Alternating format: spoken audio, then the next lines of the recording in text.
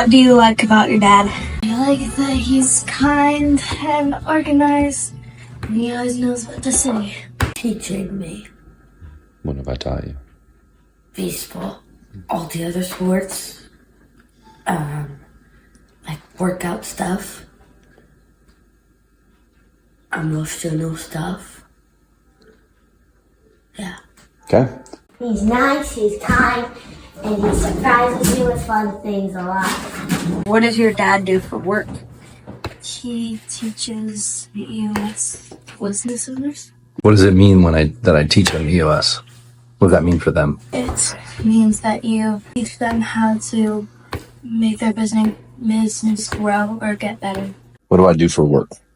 EOS Implementer. What does that mean? Entrepreneurial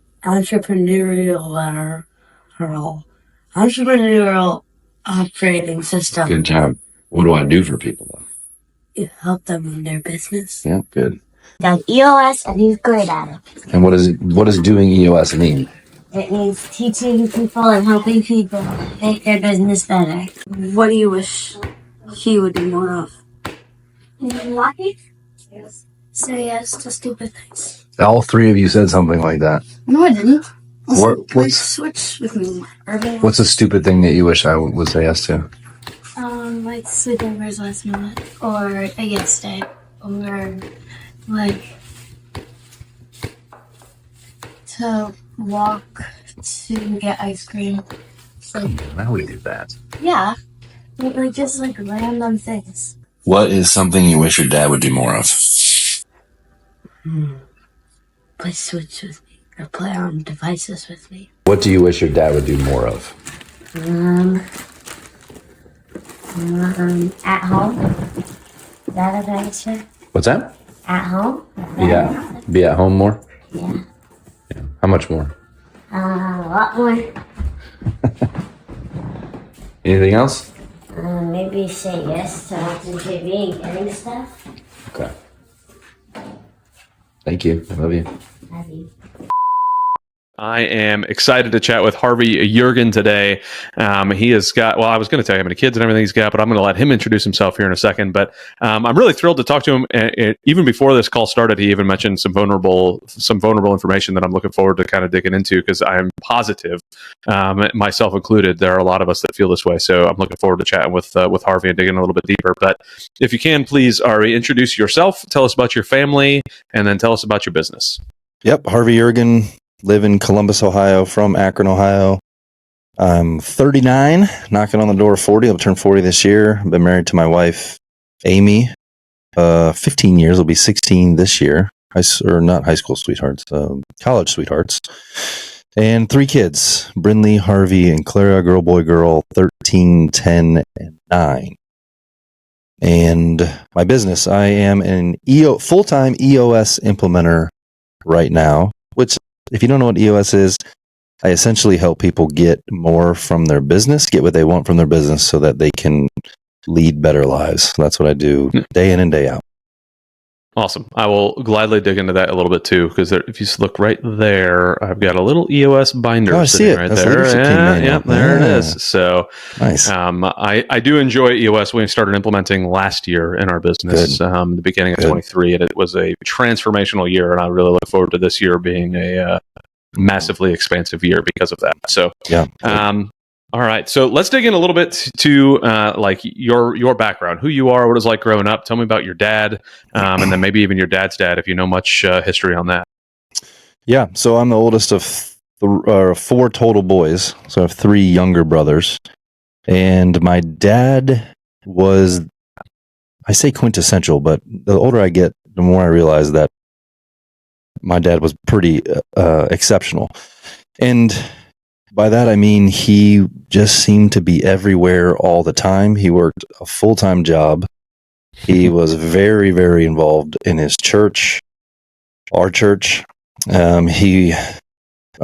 Shooting baskets or playing catch in the cul-de-sac and somehow making it to every sporting event that we ever had, all 4 of us, and most of the time helping coach.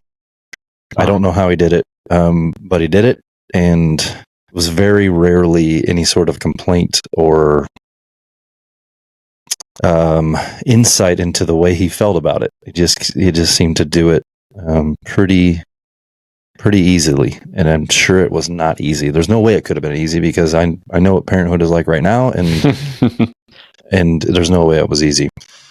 So he's an awesome dad. I wish I would have told him that more when I was a kid, but you just don't know what you don't know until you're older and you have some perspective. So, in fact, just today, I wrote a thank you note to him and my mom, just thanking them for the upbringing and the childhood that I had, because I had safety, I had stability, we were middle class, but we had everything we needed.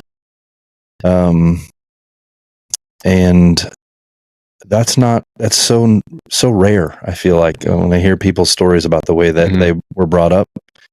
And so saying thank you for that, I think, how can you ever really thank or repay your parents? I mean, probably just with the way that you live your life. But speaking of that being a rare situation, both of my parents came from broken homes. So my dad, he, at the age of 9, his dad left him and his family. He eventually circled back around and got more involved, and I would say I had a decent relationship with my grandpa, and my dad had a better relationship at the end, or back half of my grandpa's life. But my dad just told me a story, just maybe a couple years ago. We were actually on a road trip from the Baseball Hall of Fame to Fenway to see a game, and he was describing what the scene and what it felt like. Him as a 9-year-old watching his dad very coldly just pack up his stuff, load his truck up, and take off without even saying goodbye. He didn't gather my dad's sisters and him and sit him on his knee and tell him what was going on and why he was doing it. He just split. And then shortly thereafter came back, got back with my grandma, moved back in. They were in contract to buy a house. My dad was kind of raised in a bad part of Akron, Ohio. They were going to get out of this neighborhood. They were moving to this better neighborhood and this bigger house. And while they're in contract, my grandpa decided he didn't want to do that anymore, and canceled the contract and left again. And then I think he was pretty much gone forever then. So, I mean, just that's hard stuff. And it's not lost on me that my dad has carried that with him for his entire life, and certainly it affected the way that he parented us. And the way that it affected the way he parented us is he was overly present. He just was there. That was his way of reversing the trend, was to be there, to be at dinner, to be there in the morning, to tuck us in at night, say prayers with us, to give us lunch money, to go to every sporting event. He did awesome. That's amazing. That I often talk to people about, like, it seems like you either follow the same exact trajectory that your parents laid for you, or you run so far away from it to get away from what you experienced, right? And it seems your dad very much went to that other side, and like making sure that he was present and making sure he was there. And I'm wondering, to bring up what you talked about beforehand, if that is part of the reason. So obviously, before we started recording, so nobody else heard this, is you said that you were insecure about your fatherhood, and like you did, like there was it's an ambiguous definition of what fatherhood is, and what does that actually mean? What does like true good fatherhood look like? And then you proceeded to talk about how your dad was at every single event. He seemed to be doing everything all at once, all over the place. So I'm wondering if, like, the image that you have of your dad, is that what you picture as that image of what fatherhood looks like? Or are you like, what sort of image are you trying to chase? Obviously you said it's ambiguous, but what sort of image are you trying to chase?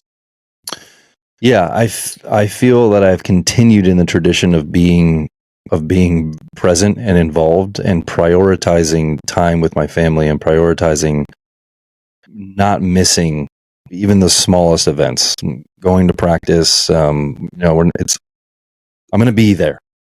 Mm-hmm. And I feel like I am doing a good job at that. I still I'm modeling what my dad modeled. Mhm. I still feel like there's something missing. I feel like there is another level there of connection, or again, ambiguous. I don't know. I can sense it. I can feel it.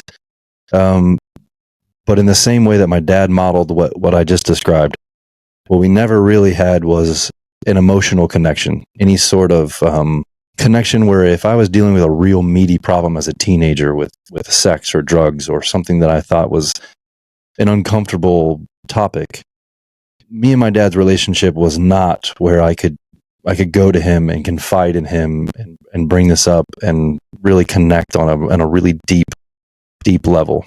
Mm-hmm. So all of the great things that he was and did, and that's not to be understated, but there's this deeper connection and relationship that I wasn't modeled from my father, and so I feel a little bit inept to attain that now, if it makes sense.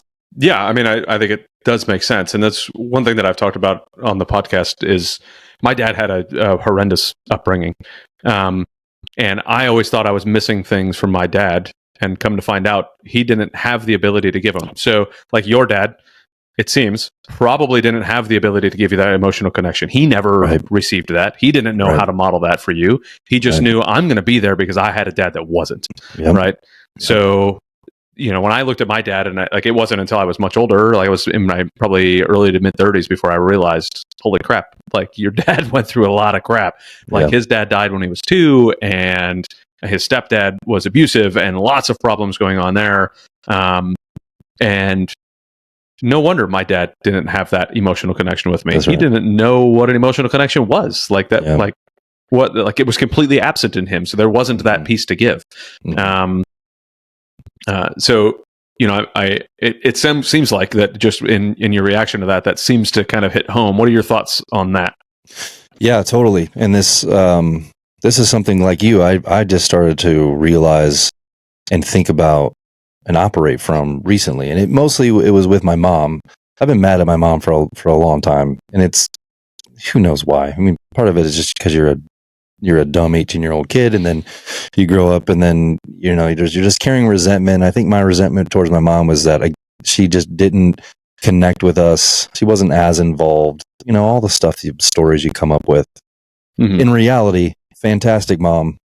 All the things that I said before. But once you learn the story of where she came from, what her upbringing was like, and you realize that the things that you're expecting of her, she didn't actually have the capacity for, because she didn't learn it. She wasn't given it. She didn't have an example of that in her life. I read a book called It Didn't Start With You. The whole thing is about this exact topic. And I'm not kidding you. When I finished that book, or sometimes in the middle of it, I was overwhelmed with forgiveness. Everything just, all that anger and resentment I had been carrying just melted away just through that realization, the exact realization that you're talking about.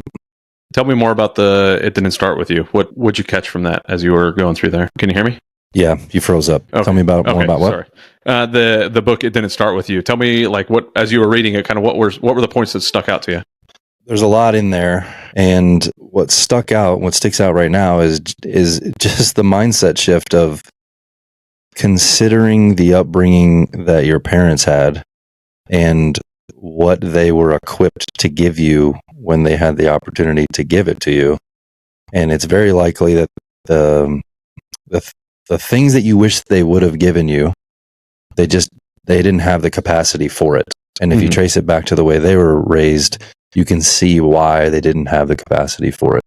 I think there's a lot in that book too about the way that trauma passes down through generations, like even before you're born. Like, I don't know, there's like science and stuff in that, like that sort of stuff just passes on, and then it makes it where you start to view your parents as entire people instead of just the parent who did this or didn't do that. Like, oh yeah, they had parents, they had an upbringing, they've gone through this life too, and it definitely affected the way they parented and are parenting now.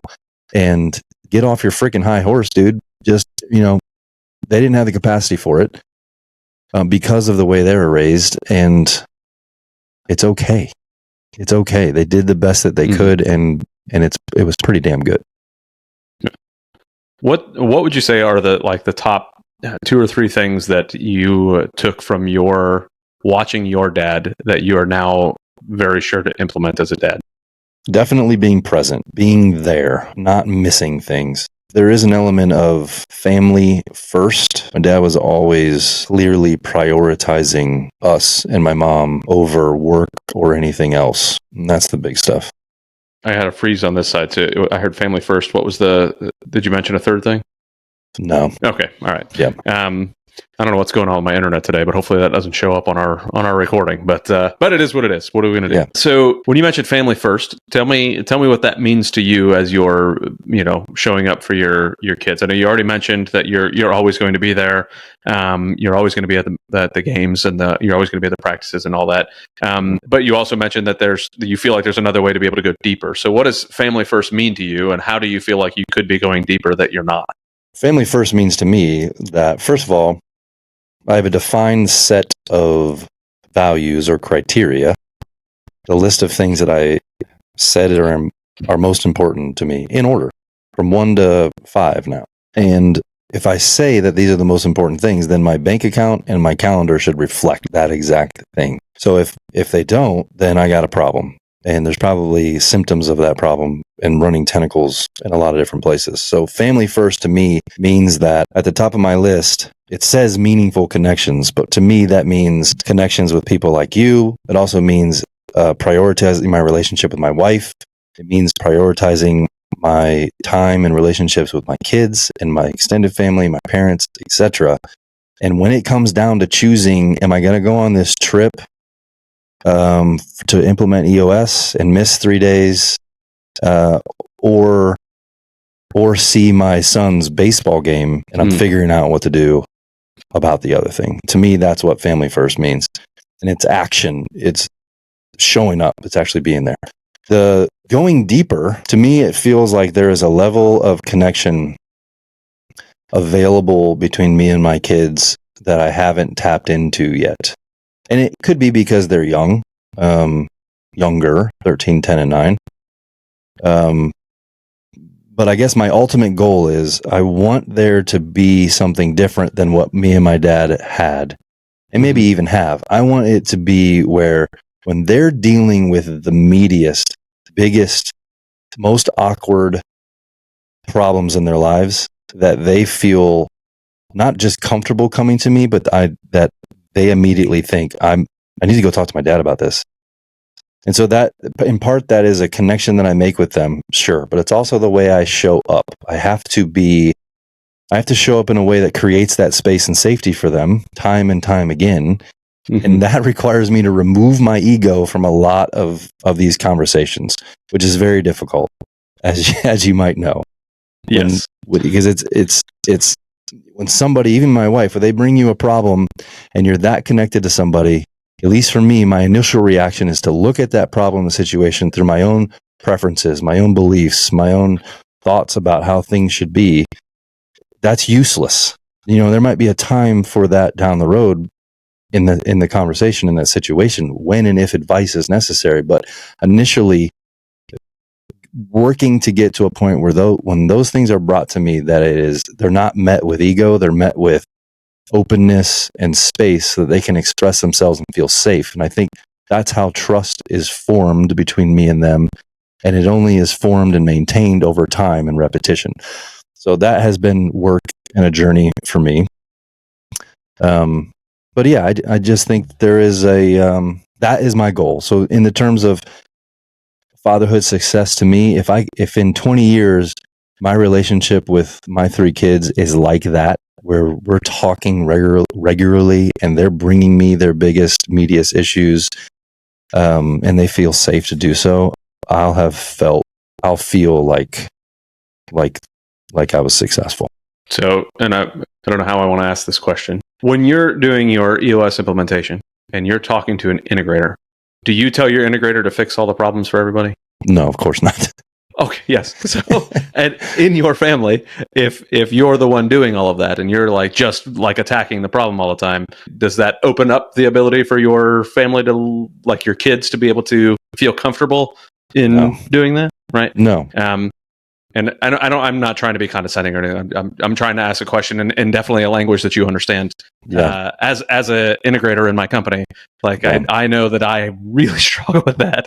And as a father, I told you before the recording. So this morning I was I was having a conversation with a really good buddy of mine. We've been trying to look at buying a business together or buying some real estate together, and it just hasn't quite happened yet. But we're restarting our weekly calls again to kind of get something fired up. And he was like, "Well, how are things going?" And I started homeschooling this year, and I told him, I said, "Wow, do I need to work on my patience during homeschool? Like, I just don't I feel so inadequate because I just, and one of the hardest parts is math, because my son really wants to love math because he knows that I'm really good at it and I like it.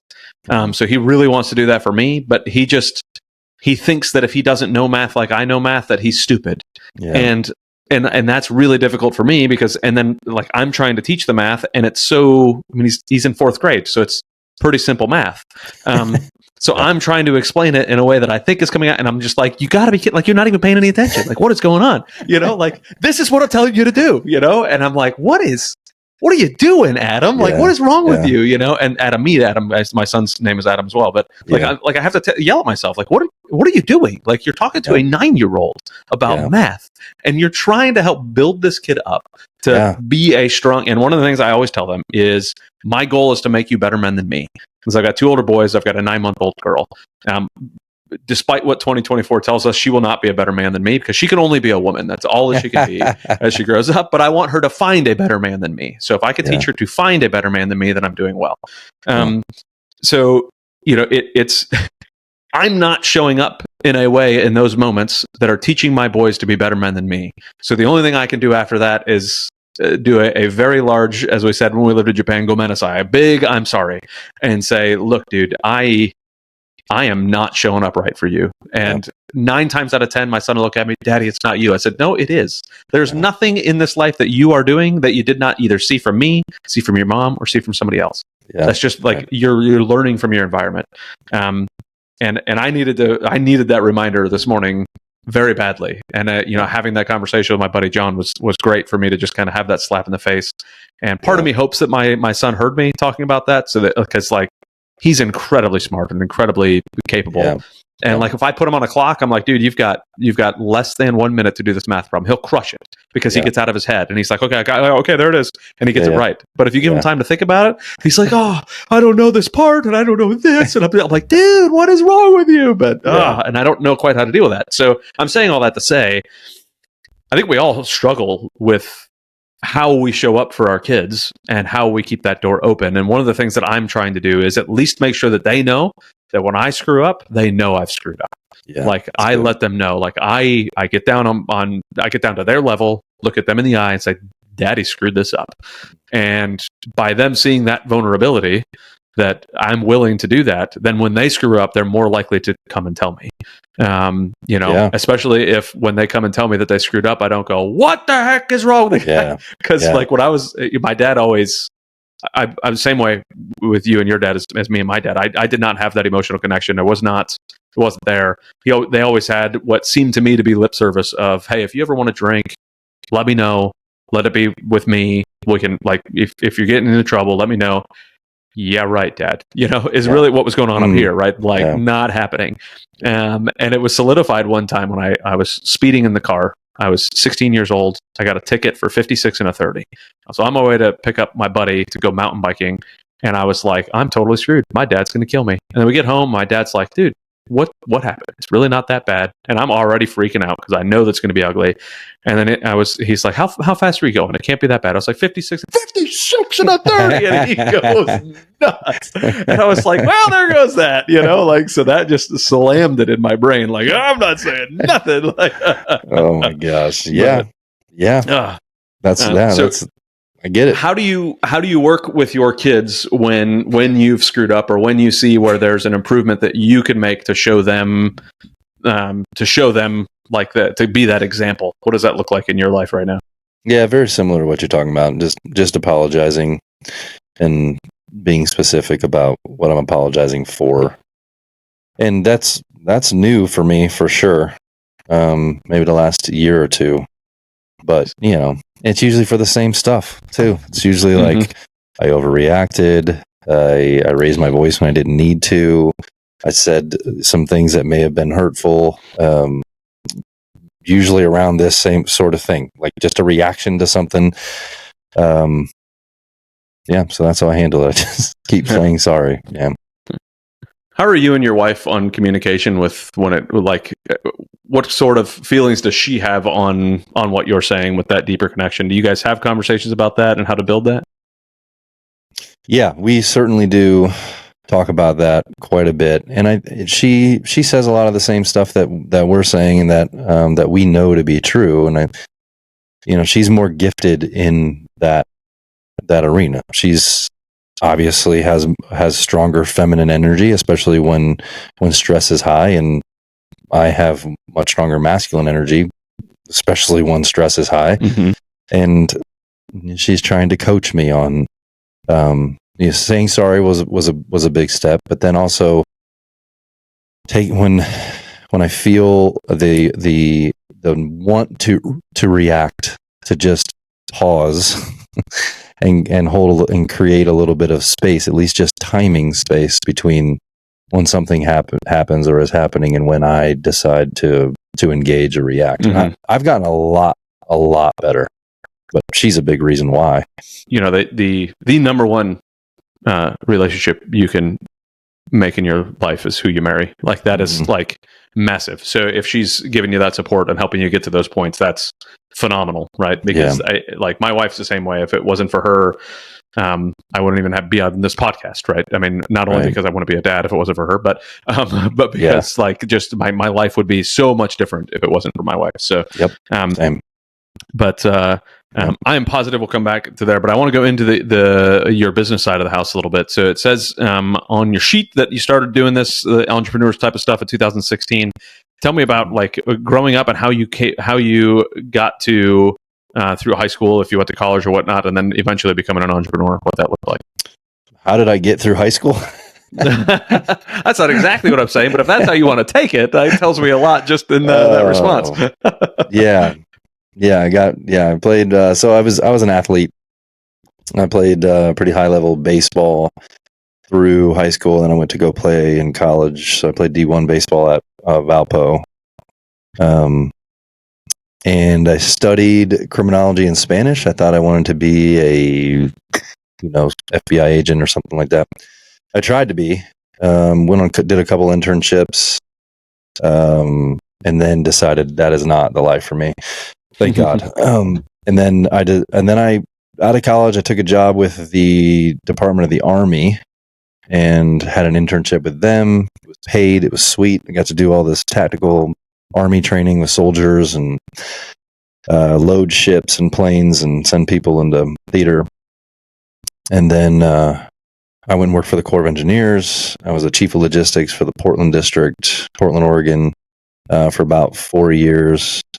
And then we had 2 kids while we were out there. All of our family was back east, and we were like doing birthday parties and Christmases over Zoom. And we're just like, I can't do this. So we loved our life there, but we had to go. We had to move back. So we went to Michigan for about 9 months. In Michigan, I was still working for the government. This is where I decided I'm not spending the rest of my life working for the federal government. So without a plan, we had a little bit of a plan, but without a plan on what I was going to do next, I just quit. And I had been going to Bigger Pockets University and whatnot, and knew I wanted to go the real estate track. And then, by 2016, we started buying property, and by 2018, I was flipping property and flipping to hold, and then bought a Homevestors franchise, which is the We Buy Ugly Houses people, and took a partner and built a team, and did that at kind of high volume for 3 years or so. And then, more or less outgrew that. And then actually went to be an integrator for another GoBundance guy here in Columbus who had a commercial real estate development company. Did that for about 9 months. And then just, I was trying a bunch of stuff which I think is good, because as we're finding our footing in life and trying to figure out, where we're called to be and what we enjoy and what was most useful to the world, I don't know how you discover that without pushing on some doors and discovering what works and what doesn't. So that's what I was doing. And then at the end of 2022, beginning of 2023, I just hit the pause button and I said, I'm going to take no less than 4 weeks and do nothing and just find some peace and space and let things come to me. And it just became clear, and luckily, and I'm very grateful to be surrounded by people who gave me feedback and showed me breadcrumbs back to what I'm good at and maybe what I was being called to do. And it became clear that I was a teacher and a coach, and I already knew EOS because I've been using it in my business and another guy's business.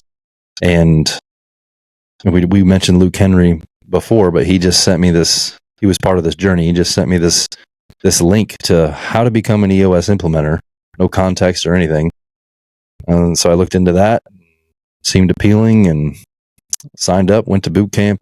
The rest is history. And so now I'm a full-time EOS implementer, and man, this is awesome. This is like where I'm supposed to be, and I love it. Awesome. What does a day-to-day life look like for you as an implementer? Yeah, so I'm at the beginning stages of building my practice because I've only been certified by EOS since last August or so. So I'm building up a client base. So a lot of my day in and day out now is just having conversations with people, trying to put value out, help people, talk to people with businesses. And I like that anyway. And if it turns into somebody who's interested in my services, great. If it doesn't, it doesn't. I just like making connections and helping people. So there's a big portion of that that's happening right now.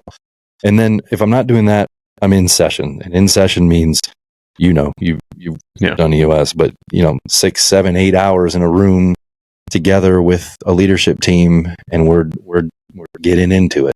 We're really getting into it, fundamentally changing the way they do business, all in the name of helping them run a better business so they can lead a better life. And it's awesome. And all of my clients are across the country, so there's a good bit of travel in there, more travel than I've ever done in my entire life. So every session is usually a travel day on the front end and a travel day on the back end.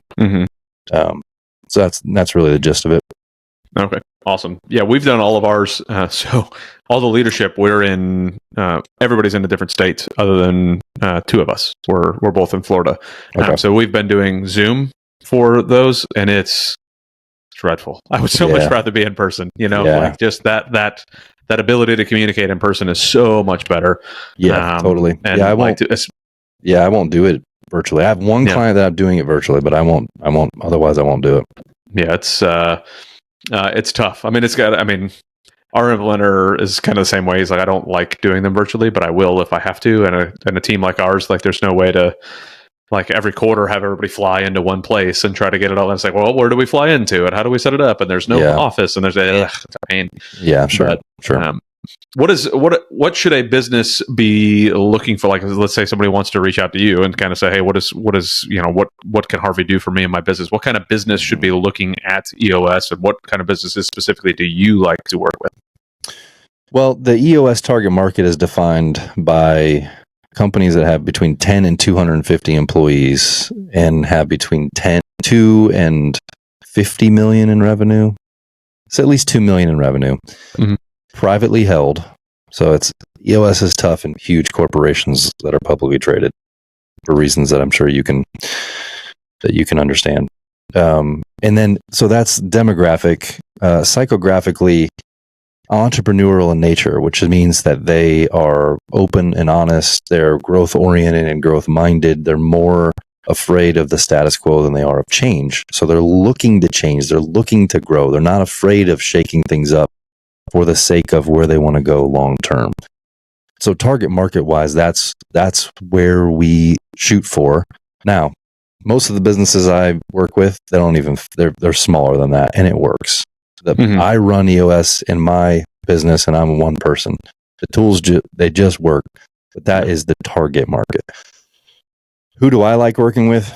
Man, I really like working with GoBundance dudes, and one of the reasons, as I'm sure you can identify with, there just seems to be an automatic base level value share in the way that we approach life, and the way that we approach team, and the way that we think about our priorities and our families. So that's really nice. And plus, we already have a shared camaraderie when we go into it. But you don't have to be in GoBundance. Just I prefer to work with people who kind of have that GoBundance mindset. Yeah. Okay, that makes perfect sense to me. That's and I think that helps you with that. I mean, GoBundance guys, most of them are entrepreneurs to begin with, right? So that thought process is already there. That mindset's already there to grow and build. Yeah. So when you were doing the do you still do real estate as well as being an implementer? As passively as I can. Okay. Yes. Right. Yeah. In fact, we were just talking about going to the GoBundance event in Vermont, and one of the ahas I took away from that was I'm not good at putting together real estate deals, and I'm not good at operating them, and it just stresses me out, and it's a distraction from what I'm supposed to be doing in this world. And so it took me a while to just say it. I'm not going to do it anymore. I understand I want real estate, but I want it as passively as I possibly can to avoid all that other stuff. That makes perfect sense. Yeah. Especially when you look at how EOS works and the things that, like, what's your core focus?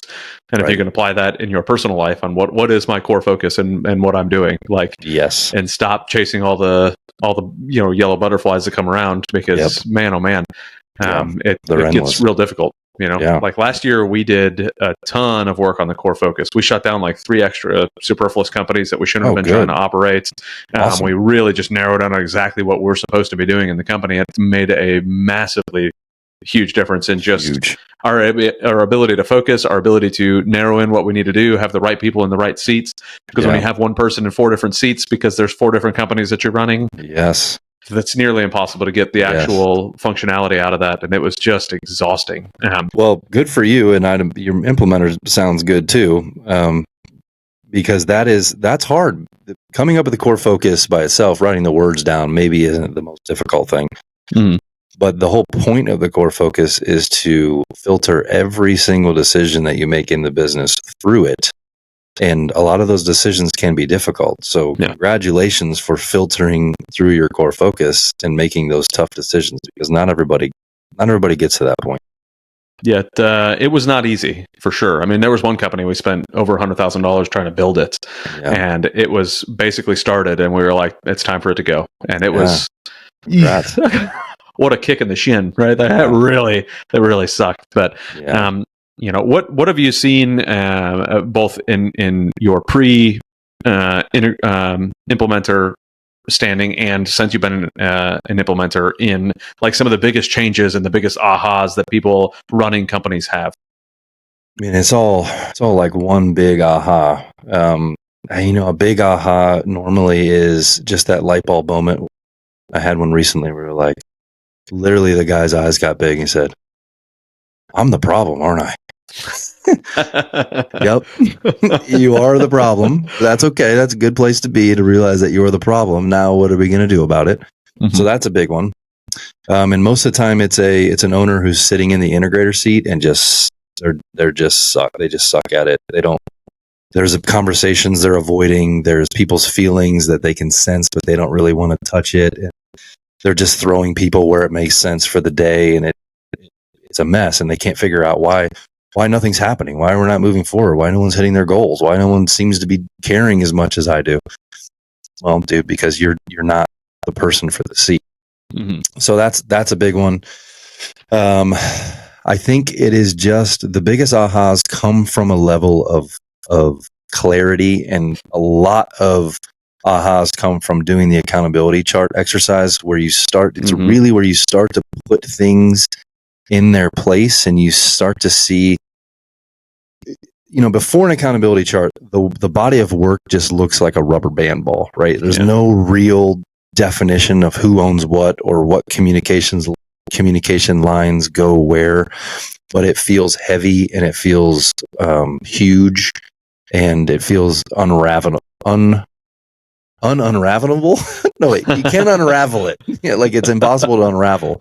But then you go through this exercise, and you have them zoom out, and you do structure first, people second. So instantly they're removing themselves, their egos, and the personnel that are involved in their business right now, which that's where the complexity comes from. You're thinking about personalities and names and skill sets and feelings and emotions and other people's egos. And if you can get to a mindset where you're removing that and you're just thinking about structure, it tends to simplify that process. And then you start to see where work and communication is actually compartmentalized and flows.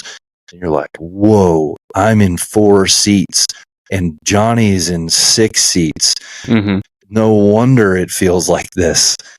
That and there's many exercises in that process where you get that level of clarity as to almost a peek under the hood of your own business and the accountability chart.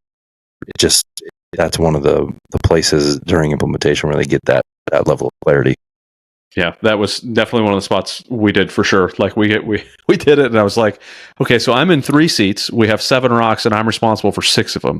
Yeah, I think we figured out part of the problem. I don't. You know, it was just like, what are we doing here? You know? Yeah. And it was a very good, refreshing slap in the face. Yeah. And actually, my integrator, Ben Kelly is his name, and he's looking at jumping into GoBundance, and I've been trying for like the last year to get him into GoBundance. So yeah, good. I just talked to him the other day. Yeah, we're both working on him then. Yes, very good. I told him, I said, well, when you talk to the GoBundance guys, you better give them my daggum name. I've been talking to you for a year about that. Like,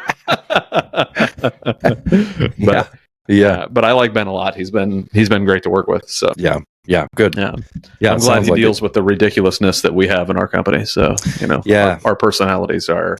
We got a bunch of military folks and military spouses that are running the company, and it's like, boy, good luck with that. You know? That's common. It's everybody. He often asks what, like our last L10 that he sat in on, and he was like, none of you guys rated it a 10. I said, well, there was room for us to grow on these things. So I said, like, there's no, and he's like, really? None of you guys can rate this a 10? I said, look, I don't know if you know military folks. Nothing is perfect. There's always something we can, like, there's no way that we could give ourselves 10s. Like, it's just not going to happen. Yeah. But no, it's been awesome to work with him, and I'd love to I want to keep chatting about EOS because I think it's going to be super valuable for anybody who's listening that doesn't use EOS at the moment, because I think it's phenomenal. Yeah. And B, I've got somebody who's a rather good expert on this, so I might as well ask a bunch of these questions, right? Yeah. So. And I think there is a parallel between fatherhood or anything that you want to do in life and the EOS tools. The EOS tools, when you read Traction, it's all through the lens of these small entrepreneurial companies, right? Mm-hmm. But then the deeper you get into this, and you're probably already noticing yourself, these tools just apply anywhere that you can apply them. So there's even a family version of a VTO. But if you use the VTO, for instance, and that's the Vision Traction Organizer, it's a 2-page document where you spell out where you're going long term and how you plan to get there. But if you can set goals, long-term vision, like on your 3-year picture, you put something on there like be a present dad or something like that. The process works like, and if you remember right, or if you remember back, at Focus Day, Ben probably said, be careful what you wish for, because in this process, you will get it. And it's true. If you put it on your 3-year picture, the way the process works, it's going to happen. It may not be 3 years exactly. It may be 2 years or 4 years, but it's going to happen. And it's because you put it on there. And then especially when you're working with an implementer, they force you to get it on your 1-year plan. They force you to get it in your rocks. And it just happens that way anyway. And then every quarter, you're focused on this thing that you said you wanted to do in 3 years. That's how things get done. Yeah. What do you know? Yeah.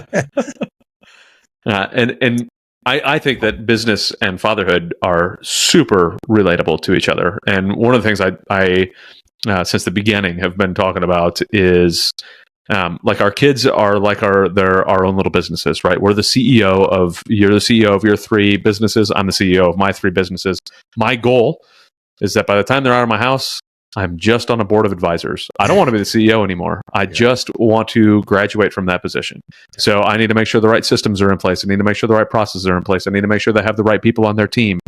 I'm going to be one of those people on the team. Mom's going to be another one of those people on the team. Their siblings may be some of the people on the team, but maybe it's a coach. Maybe it's some other mentor. Maybe it's a boss. Maybe it's whatever, but helping them find those right people in the right seats on their accountability chart so that when they get out and they're running their business by themselves and they're the CEO, it's running smoothly already. And I've handed over a good running business. But Yeah, I like that. it's I wish that I thought about that a little bit more sometimes as I'm going through it.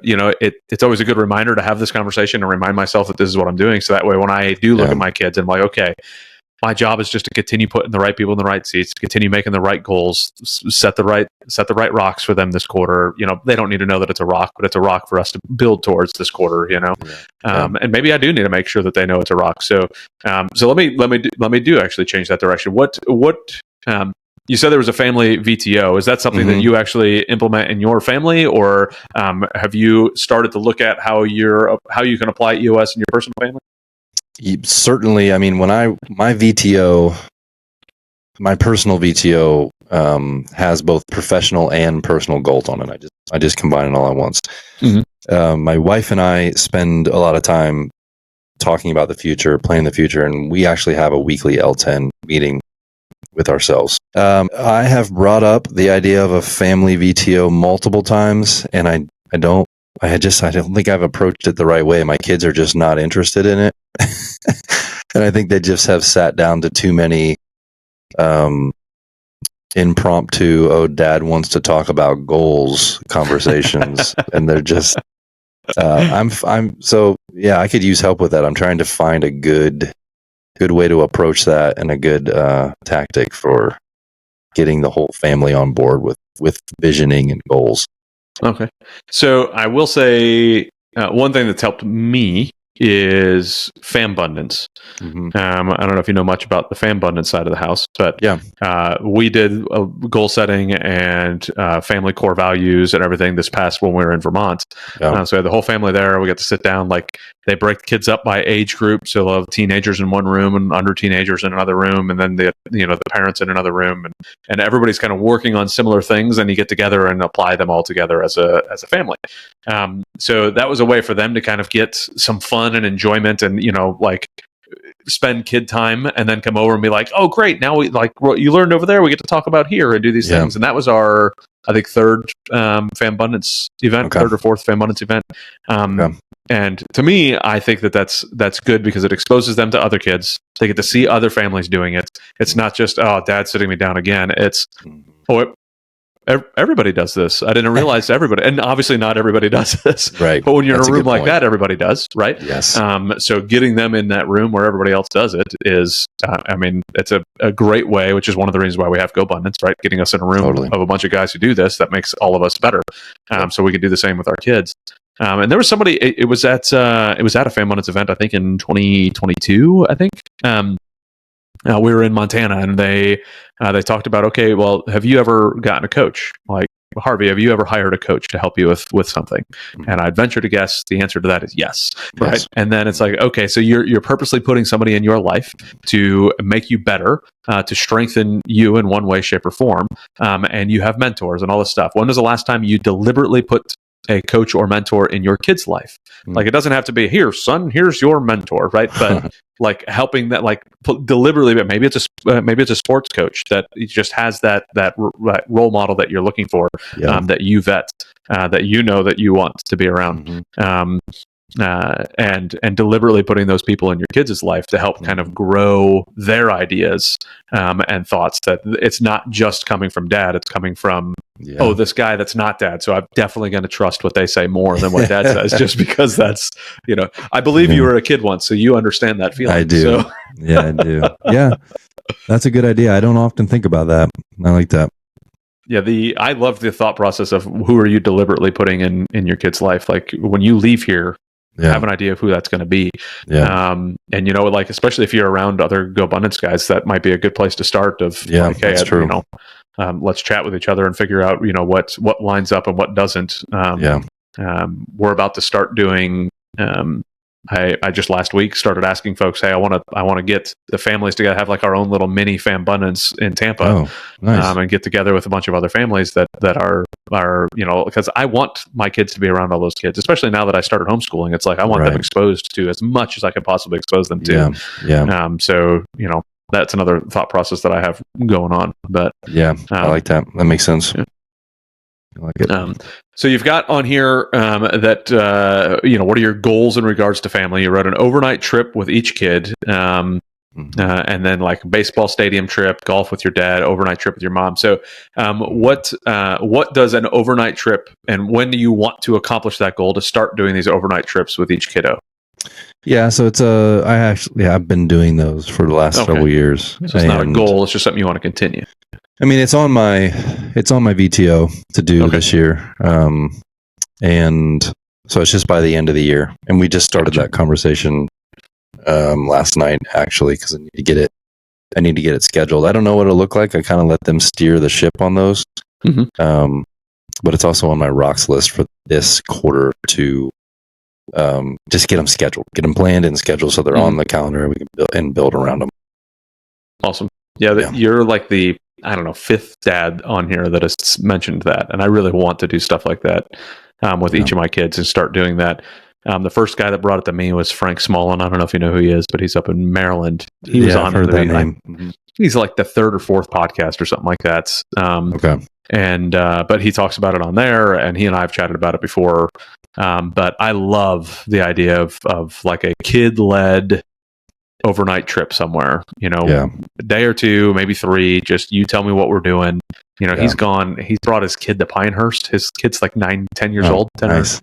Brought him to Pinehurst to go check it out. I'm like, man, if I could, like, I haven't even been to Pinehurst yet. Your 10-year-old has, right?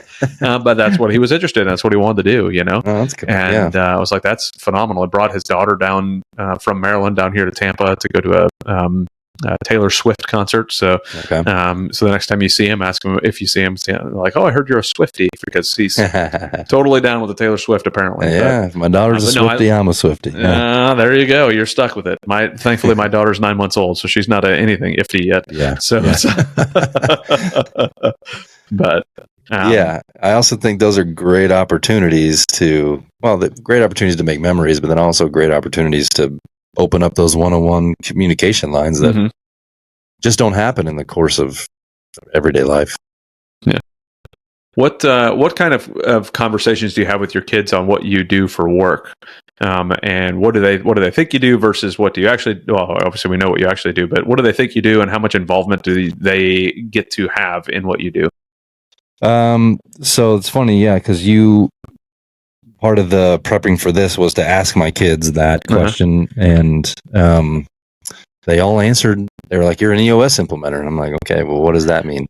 And they're like, "Well, you help people with their businesses and do their business better."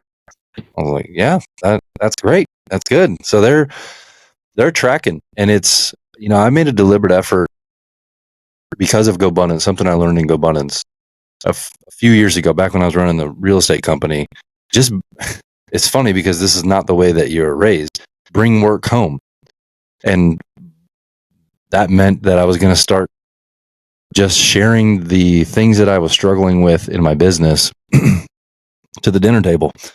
And just so that initially I did it so that they were exposed to it, and that the idea of entrepreneurship and the hardships and the rewards of it weren't foreign to them. So that if and when they decide to follow that path themselves, that they had a certain level of comfort with it. But really what it's turned into is that they're just more aware of and ingrained in my profession in a way where it's not separate from our life in the house as a family. When I very common, this is the way I was raised, work was work and home was home, and there was, it would come up every once in a while, but it was very much separate. And truthfully, that's the way I led my life for the first at least 10 years or more of being married and having a family. But man, it made me proud to ask them what I did, and then to ask them really what that meant, and for them to understand what that means. And it's, if I have a bad day, like yesterday I had a day where just had some client issues, changing appointments, pushing things around, just frustrating for a lot of different reasons. I'm going to carry that, and I don't have to mask it. I don't have to take a deep breath before I go in the back door and suck it up and put on a smile.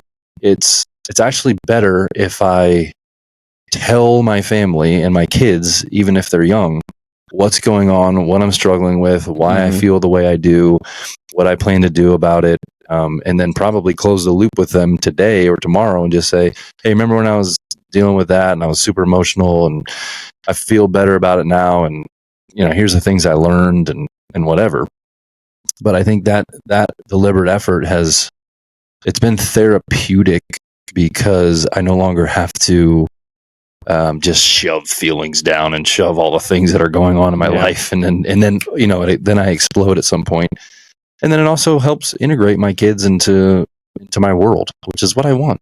I want them to understand what's going on. Yeah, and they catch it anyways. Like there's no real hiding it, they're going to catch it. No, I used to be a dog handler many moons ago, and in training they would always tell you like your emotions travel down leash. Like the dog knows what you're feeling, right? Mm-hmm. So if you're anxious and stressed out, your dog is going to get anxious and stressed out. Right. They know it. They can sense it. Yeah, right. And not that I'm comparing my kids to my dog, but they can sense it. They feel it. They know what's going on, and if you're open and honest about it, like it's so much, like we could try to bottle it up all we want, but there's no hiding it when we come home or in my case, I work from home. When I walk out of my office with a very stressed out emotion, like they can tell, like they just know. Totally. There have been a few times over the last probably 8 months where I've had to, hey guys, I'm really sorry. Daddy can't. I can't sit in here right now. I'm going to go in the garage and just work on the garage. Like, it's not your fault. I don't want you to be exposed to the anger that is built up inside of me right now. Yeah. I just like it's because it's not your fault, and you don't need to feel the brunt of the fact that I had a rough day. Yeah. So I'm going to go into the garage, take a moment. You guys just get here and enjoy some time with mom. Yeah. And that's what we've had to do sometimes, and I love that you do something similar, and you're talking to your kids and like, hey, this is part of life. Is sucky things happen? What can you do? Yeah, that's reality. Yep. How about how deliberate have you and your wife been on like, hey, this is how we want to communicate with our kids. This is what we want to communicate versus what we don't want to communicate. What does that kind of look like between the two of you? It started with a shared vivid vision. No way. You used EOS stuff to figure this out? Man, shut the front door. Wait. Vivid Vision, which is a Cameron Herold before EOS. We started with that exercise. Yeah. And we had a shared idea of what kind of relationship we wanted with our kids in a certain amount of time. And then luckily my wife is super smart and she can understand if we want that, then we got to start planting seeds now. Because what we do now will affect that, and so it seems one-sided most of the time to me. I'm sure she would disagree, but it seems like she's approaching situations in the sort of way that fosters our vision, and if she's not the one engaging, she's coaching me on how to engage. But we talk about it often, and it hasn't always been pretty. This hasn't happened in a while, but we have a history of kids do something, I engage in the way that I'm just initially programmed to engage, which is high energy, problem solve, probably intense, super intense, and maybe crossing a line in terms of just not matching energy with the real gravity of the situation. And then she corrects me in front of the kids, which I interpret as disrespect. And then I go from level 8 to level 15, and then it just turns into a whole thing. So we have worked on that a lot. In fact, we had a coach for a while for us in our relationship, and we talked about this a lot. But it was work on both sides because it was both of our egos in that situation. Her ego was, no, the way I think this situation should be handled is the way it should be handled. And if you're not doing it that way, then you're wrong. And then my ego showed up because I interpreted what she was telling me as disrespect, which it really wasn't. It was just her being concerned for the kids in the situation. And so I was bringing my own ego to the situation. So I had to figure out a way to back that down. So I forget what your question was, but how often do we talk about the way we communicate with the kids? Frequently, very, very frequently. And man, I want to say that I'm still a work in progress, but as I sit here and think about this, I have come so far. I have really changed the way that I communicate with the kids, even in high stress situations.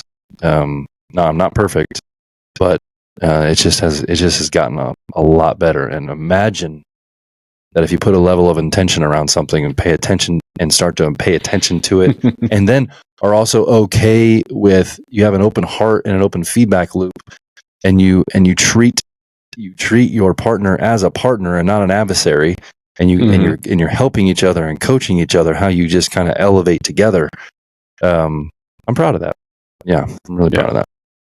That's awesome. You very much sounded like you were in the gain there and not the gap. If you have read The Gap in the Gain, that is, especially when you started off the conversation thinking that, when you're, man, I don't think that I'm insecure about my fatherhood if I'm doing a good job, and then all of a sudden you're like, man, I'm really proud of how far I've come. Yeah, like that's awesome. I mean, it's not easy to admit that you're doing better than you thought you were. You would think that that's easy to admit, but it really isn't, right? I mean, maybe it's just guys like us have a hard time admitting that, because I know I have a hard time admitting that, because I always know that I'm not the 100% that I want to be. So thus, how can I possibly compliment myself yet? Eventually I'll compliment myself, right? And and that's tough. But I really appreciated you saying that, because it reminded me that that's a good thing for us to do, is realize how far we've come and where we're going. But I mean, geez, dude, you got a podcast on being a dad. I mean, you are likely doing a crap ton of really good stuff. My goal is to steal as many good ideas from all of the good dads as I can, so that I can be a better dad. So, beautiful. If I can be a better dad while being a better business operator, then I'm on the right track. So, reach it. When you mentioned having the vivid vision with your wife, when did that process start? Did you already have kids when you started thinking about that, or was that before you had kids? No, it was definitely after we had kids. I don't know. I want to say somewhere around 2020. Okay. There was a lot of things that kind of just happened in 2020 for us. Mm-hmm. Early 2020, maybe late 2020 is when I joined Emerge, which is the I almost said junior division, but it's not the junior. It's just like the precursor to the full-fledged GoBundance. Yep. And it's powerful, and it'll change the way that you think about yourself and about life and what you want to do and how you do it. And that was happening for me. And I didn't include her in that. I took it as, this is me work. These are things that I want to do, and I'm going off. I'm doing these things. I'm changing this, and I don't know why you would need to know about that.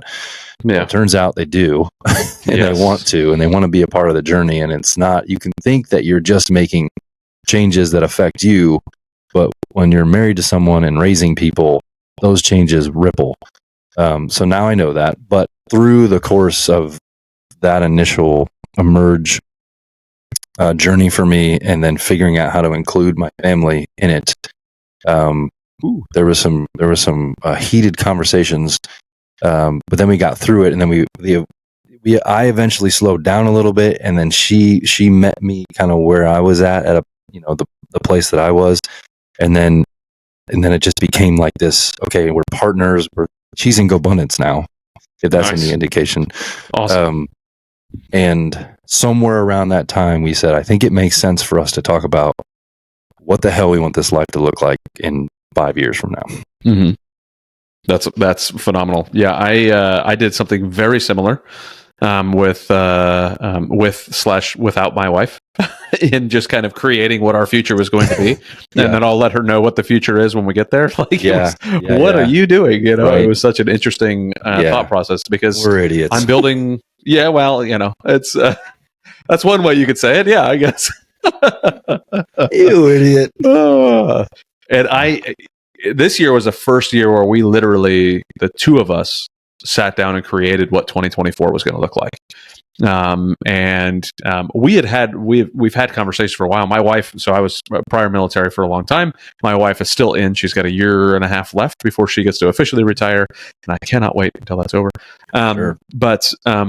But it was like, oh no, she's got her thing going on. I'll just keep leading the way I think we need to lead, and I'll keep doing the things that I think I need to do. And I selfishly ran through this whole plan of what our future was going to be. And what a mistake that was, right? Yeah. Because the input that she had, there's one guy I was talking to on here I wish I could remember his name right now, but he's part of this group called the Kinetic Man, and is another Air Force veteran like me. But he was like, look, I sat down and one of the things they have their people do is say, hey, like talk to your wife and say, what are the top 10 most important things to you? And just to understand, like no, nothing. Like you just tell me the top 10 most important things to you, and you'll be amazed what you hear. And one of the things was his wife. His wife really enjoyed the time after the kids went to bed to be able to just sit on the couch and talk to her husband. And he was always using that time like, okay, the dishes are done, the kids are in bed, I feel good, I'm going to go knock out a few more things at work.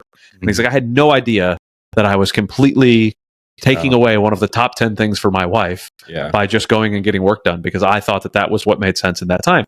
And, and that was, I'd already come to my realization on like, well, you really should have included your wife in all of this, right? But it was like an awesome reminder for me to just kind of say, hey, what is it that is important to my wife? What is it that she has going on that I'm not thinking about? And how can I make sure that it's implemented into our future?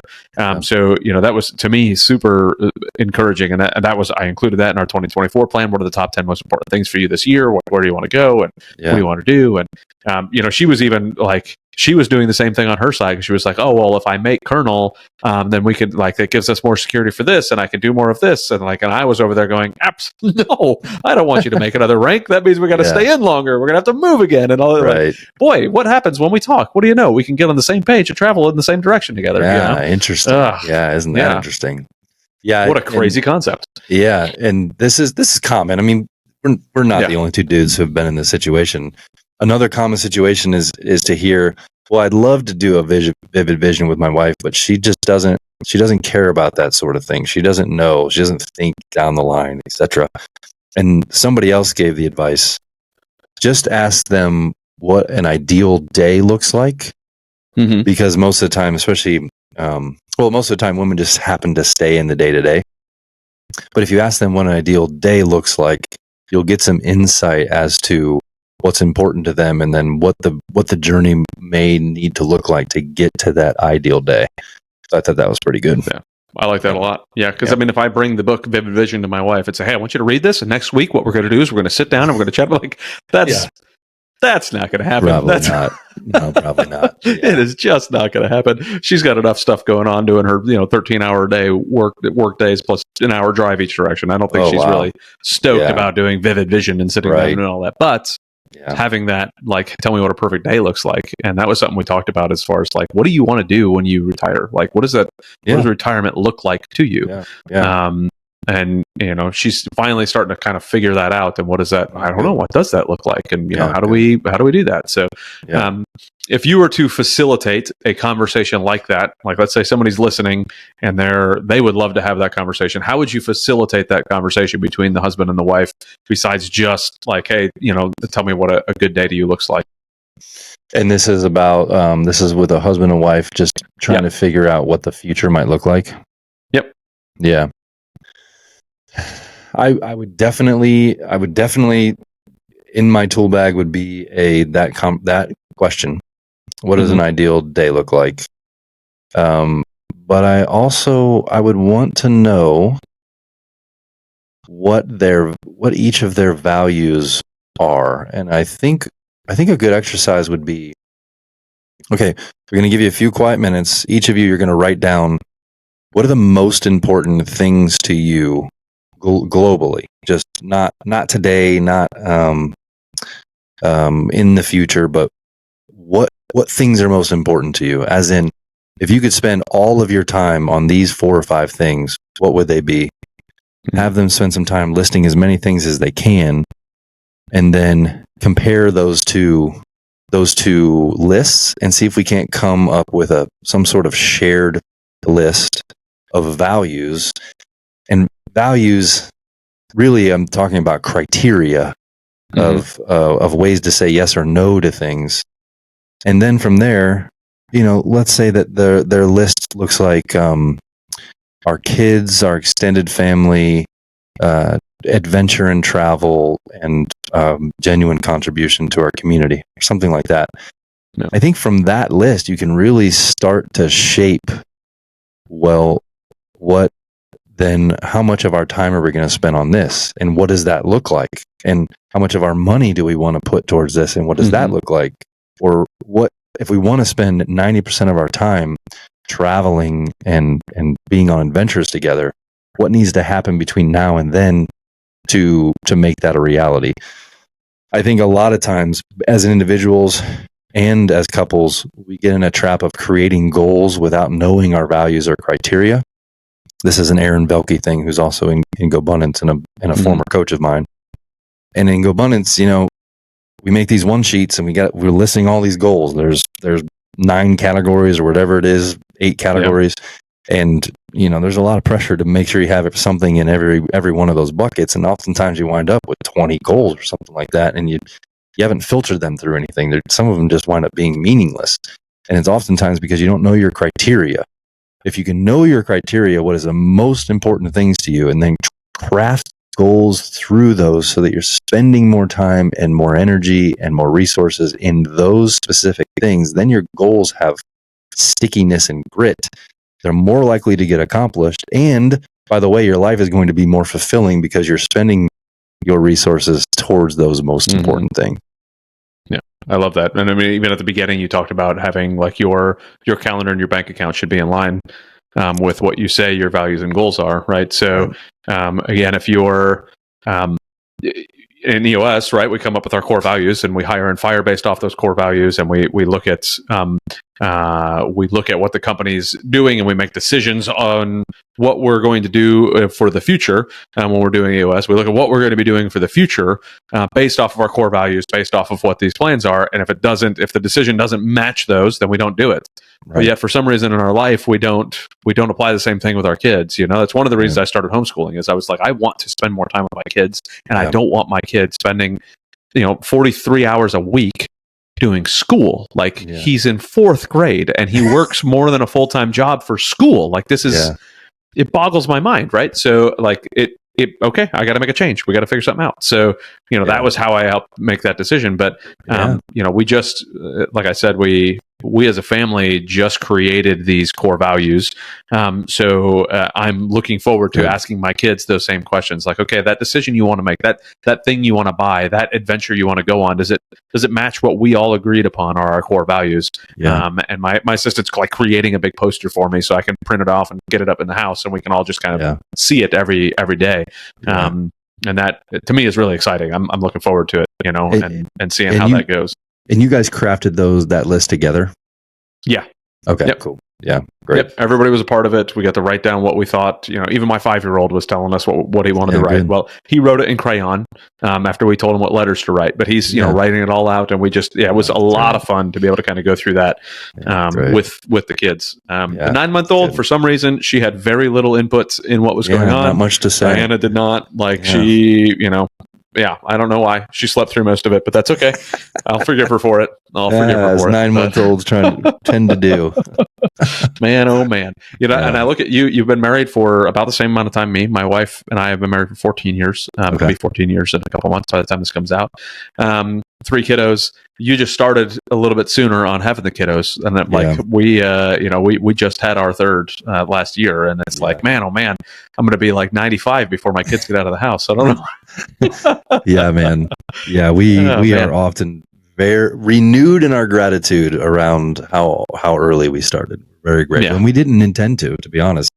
It just God had different plans for us, and we're very grateful. Yeah, we didn't intend, like we sort of intended to wait for the 4 years for the first one, but we definitely did not intend to wait for 4 years for the second one, and definitely did not intend to wait another 4.5 for the third. And it was like, goodness, like it was just, God had different timing than we did, and it was like, all right, well, whenever he lets us know, we actually thought we weren't going to have a 3rd kid. We were trying for like 2.5 years with no luck. And it was like, all right, well, if we're meant to have a 3rd, we'll have a 3rd. If not, then we won't. And my wife was like, look, if I'm not pregnant by my 40th birthday, we're calling it. Yeah. And sure enough, like 2 weeks before her birthday, we found out she was pregnant. We're like, all right, well, Merry Christmas to us. So it was good. It's awesome. But, it was great. You guys. Loving it. I absolutely love it. I just the health side of the house is the biggest thing that I worry about now, because like I said, I was in the military for a long time. I'm rather I've got a lot of different injuries and illnesses and all the crap going on, not illnesses, but injuries that have slowed me down. And I'm like, I really want to spend time with my grandkids, but it hurts to play with my kids sometimes. I got to figure out something, to feel better about what I'm doing now that is going to help me be a better grandfather, because that's, again, looking at that future and where I want to be. I want to be the 70-year-old grandpa that's, playing hoops in the backyard with my grandkids and, throwing the football and, getting tackled by him in the backyard and, all of that. Like I want to be able to do all of that. So, so it sounds like on your list of criteria or values is some amount of activity or sport or something like that. And then obviously time with family. For sure. So then, that's a great meld of those two things over the long run. So I guess my question to you is, what goals do you have right now around that, around making sure that you can spend more time in those capacities? So I've actually got my goal this year is to have 25 family workouts together. So where we actually go and do workouts together and mark those off, whether it's riding a bike, whether it's, we went hiking the other day. So that was one of our workouts together. And have them get into jujitsu, because I want to be able to wrestle around on the floor with them and practice. I could probably get away with some level of jujitsu. But between the neck surgery and the shoulder surgery, I'm a little hesitant to go back in and start doing anything that torques on those joints. Sure. But bringing them involved in the sports, like my son loves golf and I'm his caddy. So, nice. I mean, I've got like the caddy vest with his name on the back and everything, and I'll follow him around. So it's a lot of fun. So that gets us out to exercise and play sports and go walk, 9 or 18 holes with him.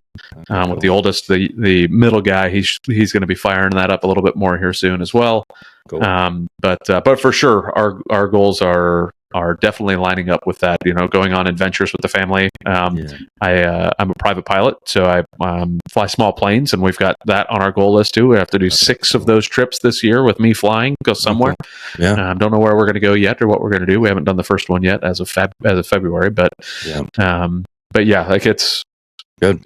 We definitely, I'm excited about how my wife and I got together to build those out this year, because it's so much, and now they're all on my one sheet too. It's like, okay, these family values have now moved over to the one sheet a little bit more intently, because I've never included I've included my own personal thoughts on the family stuff, but never my wife's thoughts on my one sheet. So I'm thrilled about it.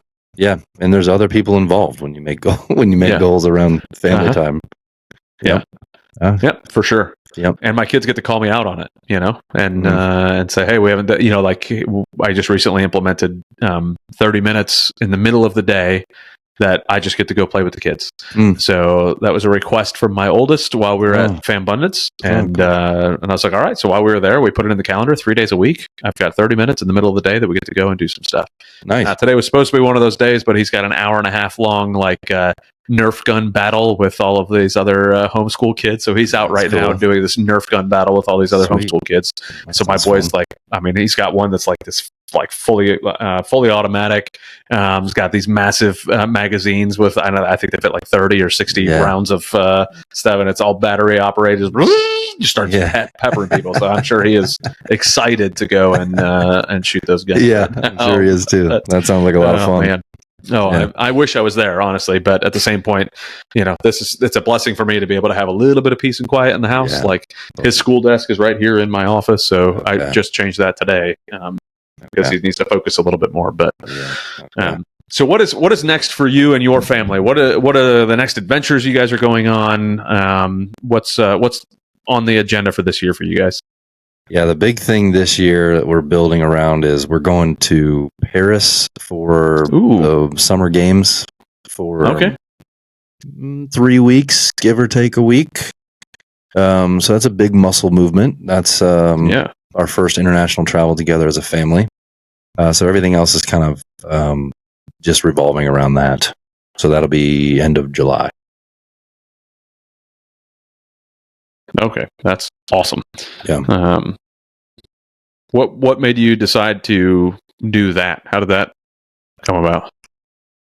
It was essentially like sports is also a value of my wife.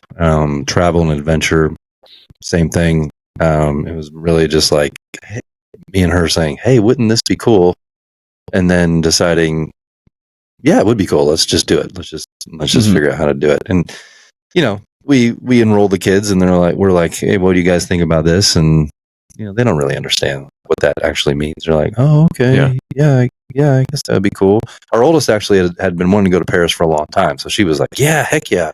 And the other two were like, yeah, sure, I guess. So here we go. We're going to Paris. That's awesome. Yeah. That's phenomenal. Yeah, I would love to. So we've got the goal of hitting one more country this year. Both of my kids have been to, I think 7 countries. Nice. Diana has only been to 2 because she was just born last year. So, right. But she'll be racking them up here soon.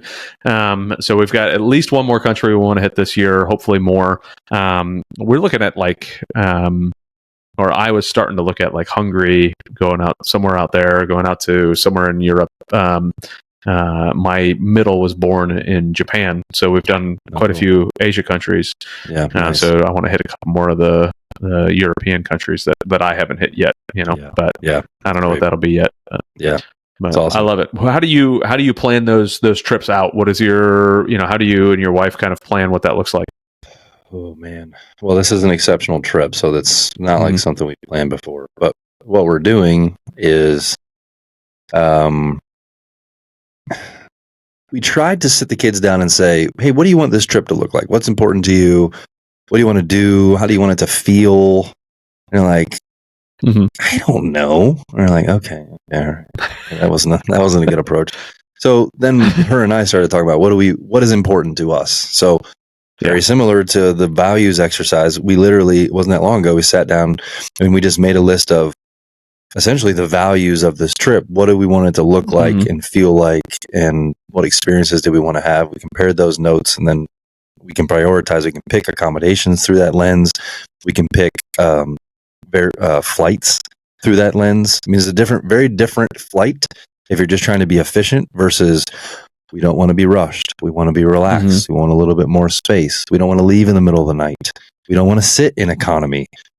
That all looks different after that conversation. And then probably the biggest thing we did was I just bought Amy a ticket and 5 days in Paris in early February. And so basically she went on a reconnaissance mission. So she could figure out what it looked like when you got to the airport, what customs look like, what it looks like to get a train, or to buy tickets for a train. What does it look like to eat in a restaurant or just navigate the streets in Paris? How many people are speaking French? How many people speak English? What can we expect, etc. So she brought all that intel back, and now we're just finish up the last minute pieces on the. I say minute pieces, but we literally haven't bought our plane tickets yet. We're still waiting for prices, and we're not sure if we're going to fly into Paris or one of the other cities. But that's what it looks like for us. That's a lot of fun. I've gone back and forth between let's just figure it out when we get there versus let's plan this out and make sure it goes. And I like both of them, and I feel like every time I really plan out all the details, I feel more stressed about it. Okay, because I'm like, oh man, I got to hit all these things because we said we're going to do this thing, and then I don't, and then I get stuck in that gap versus the gain, and it's like ugh. But then when I just kind of wing it, I'm like, I don't really know if I got to do enough, so it's I don't really know the right solution on that. Then I have yet to figure it out. But I don't either. If it was just Amy and I, and it might be the same with you and your wife, we would just go. We would figure out very little, and we would just figure it out as we got over there. But with 3 kids, maybe you need to figure out a few more details. A couple more details are probably necessary. Like where are they going to put their head down might be an important thing to figure out, right? Yes, for me and my wife, we'll put our head down anywhere. We'll figure it out. But that's right. Yeah, when you have the kids, it's a different story. But totally. Man, oh man, we're excited. No, I bet. Yeah, I'd be thrilled. I'd be wonderfully excited. How about for this year for business? What are your highlights coming up? What are you looking forward to for this year for the business? Yeah, just continuing to grow my client base. So I have goals around the number of focus days that I want to do, and that is the first day with a client. So it looks and feels a lot like how many clients I want to have, and I'm at 10. I'm trying to get to 14 by the end of the year, so nothing crazy. And that is what I'm excited for, because man, I love being in session, and man, I love the impact that especially Focus Day has on a business and the people inside of it. It's very satisfying work, and my goals are all around, besides the stuff I have with my family, my parents, etc.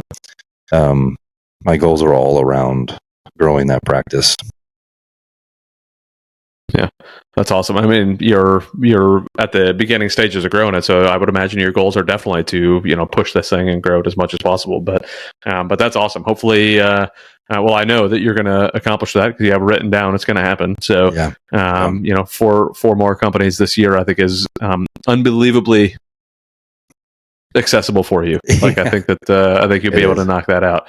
So I may have to ask you what your reach goal is, because that sounds like a very that doesn't sound like a very reach goal to me. Yeah. Well, so there's some history there. One is, in EOS, they tell you that while these are goals, they're actually predictions. And so one of the 5 leadership abilities to help you break through those ceilings in your business or in your life is the ability to predict better. And I have a history of setting lofty goals that I don't hit, and then I don't feel particularly good about them. I wanted to do this different. I wanted to make a reasonable prediction of what life and business would look like at the end of said period. And I wanted to set very attainable goals so that I felt like I was getting traction.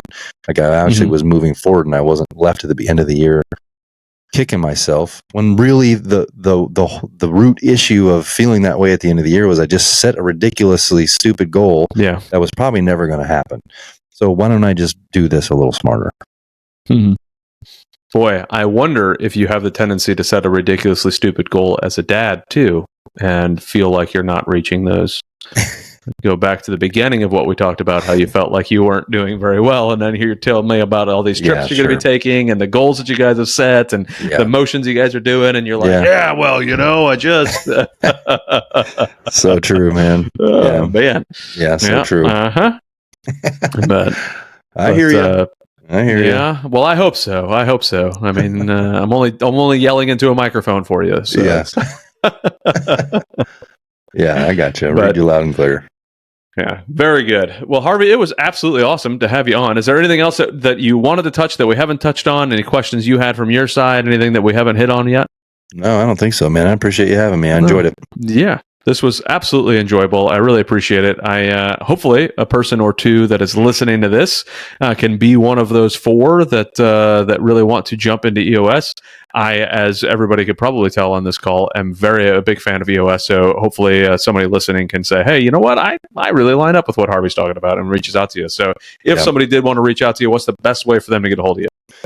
You can email me, harvey.yergin, YERGIN, at eosworldwide.com. Awesome. Yeah. Well, Harvey, we'll have that in the show notes, and as well as any of your social media accounts that you gave us. I don't remember what all you have, but I'm sure you got a bunch if I were to guess. But thank you again very much for jumping on. Please, everybody, like, subscribe, reach out to Harvey if he could be of any service for you, which I'm positive he can if you are not already with an implementer at EOS. But thank you again, Harvey, and we will see you later. Awesome. Thank you, Adam.